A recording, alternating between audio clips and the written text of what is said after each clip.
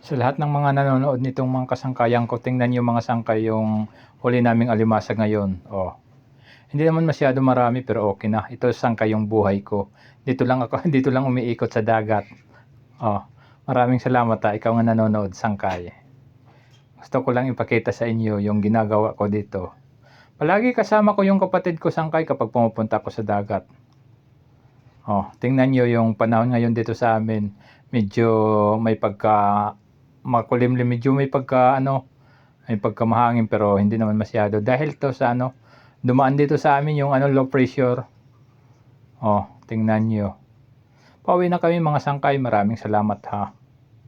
Ikaw nga nanonood, sana panoorin mo ito hanggang matapos. Thank you po sa mga sangkay ko. Alam ko mayroon din dyan mga sangkay ko nga sumusuporta sa akin at palaging nanonood sa mga pinampopos ko. Maraming salamat po mga sangkay. Ito yung huli naming alimasag. Mga malalaki na mga sangkay. Makakabili na ito ng bigas. Bigas. Pambigas-bigas lang muna mga sangkay. Ito Ito pa yung iba. Hindi naman masyado marami pero thank you Lord sa alimasag na ibinigay mo sa amin ngayong araw na ito. Maraming salamat po Panginoon.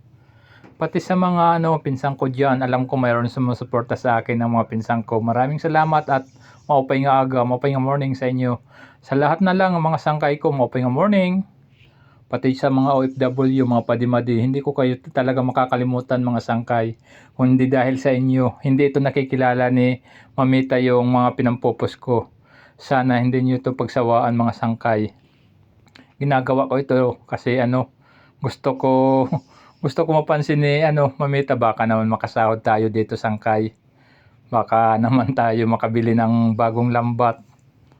Sana mga sangkay, andyan kayo palagi, tulungan niyo po ako para naman to mas makilala pa ng ibang mga kasangkayan.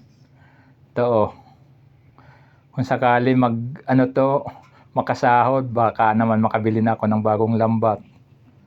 Sige mga sangkay, maraming salamat po sa support at sa lahat ng mga nanood nito. Magandang umaga. Pati kasi ko pala mga naragat. Thank you followers, thank you. Mga nag-share nito, thank you. Sa lahat na lang ang mga nanonood nito. Thank you po sa inyo.